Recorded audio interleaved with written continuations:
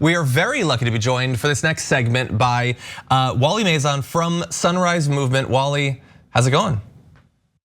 Good, happy Earth Day. Happy Earth Day. Glad to have you here. We were talking a little bit before we came back and you said you were having a good Earth Day. I like to hear that because I tend to get pretty pessimistic on Earth Day. What's leading to you being optimistic on this particular one? On this particular day, I mean, like, it's a beautiful day, right? Just like the other day, seeing AOC and Senator Ed Markey reintroduce the Green New Deal, introduce new legislation about the Civilians Climate Corps. It's just really a lot of stuff to be excited about. So yeah, certainly a big week in terms of introduction of legislation. You had the Green New Deal being reintroduced. You had the Green New Deal for public housing for the cities as well. Cori Bush, obviously, very involved in that. So far, over the past few months, we've had the switch over from Trump to Biden.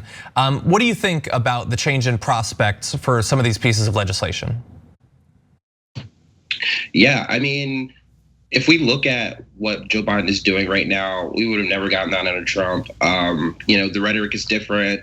A lot of what Trump is Biden is proposing is kind of just like Green New Deal light, just like without like the ambition part. But I think it's like Green New Deal adjacent. He just needs to be bigger and he needs to be bolder. I think that's just like way different from like what we got under Trump. So yeah, I find it to be quite lacking in boldness as well. Now, in theory, we do have some politicians, and you named a few that might be able to push him on those topics. But we've also seen a couple of rounds of negotiations about things like the COVID bill. We had the fight over $15 an hour minimum wage. And Biden didn't really seem to be much of a leader, certainly not leading in any kind of progressive direction. What do you think about that? How does seeing Biden sort of in the ring for a couple of rounds, what does that make you think about some of the environmental fights to come? Well, we're gonna have to fight like hell. I mean, but that was always the case. It wasn't like Biden's doing this out of the goodness of his heart. People, young people who've been in the environmental movement for a long time have been like pushing and urging not just Biden, but past administrations to do something on climate. And now is the time to do something right now, because like we don't really have that much time. So I just like hope that Biden like steps up, because like literally all of our lives is on the line. Yeah, so Wally, let's say that Biden doesn't.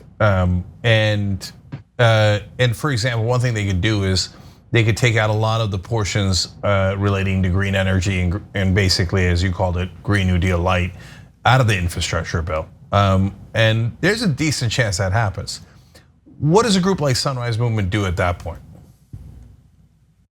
Yeah, at that point, like that's just like not acceptable, right?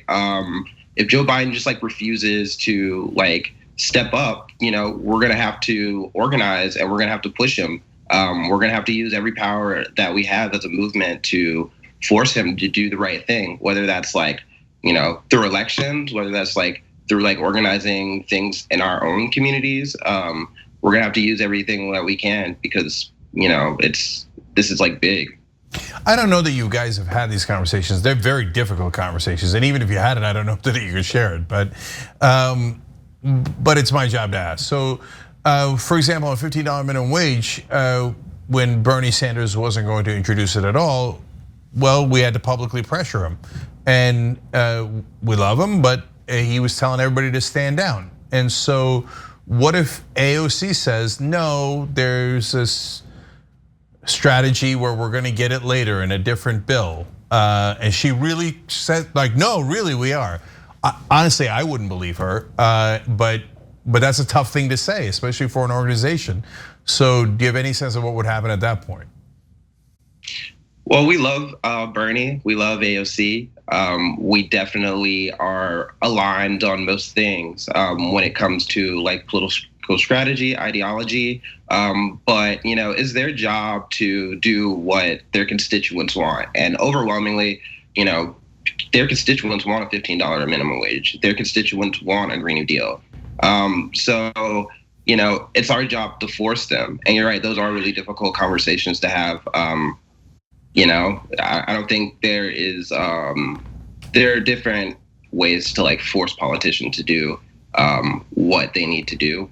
But yeah, you're right. Those are really difficult conversations to have. Yeah, and when I think about really the Green New Deal becoming this focus of national conversation, the ascension of the Sunrise Movement to being sort of nationally recognized, I think of the protests outside of Nancy Pelosi's office, which Sunrise was at, AOC took part. That's sort of much more very confrontational organizing. Is that a thing that potentially could be deployed if the next 6 months sees a bunch of delay tactics? We've got these variety of different forms of the Green New Deal that have been introduced, but leadership doesn't actually push to hold votes, or they hold votes, and Biden doesn't pressure senators like Manchin and Sinema and others to fall in line on environmental policy. Are we looking at potentially more confrontational organizing like that? We're looking at everything. We have to do everything we can to get a Green New Deal, whether that's protesting, sitting in. We're willing to do it. I mean, we have to do what we can to fight for a Green New Deal, because we saw what happened in Texas, failing infrastructure. People were freezing, people were literally dying. So if we have to rattle a few cages, I'm down. I'll be the first one in a congressional member of Congress's office, whether they're whether they're Nancy Pelosi or whether it's one of our more progressive friends.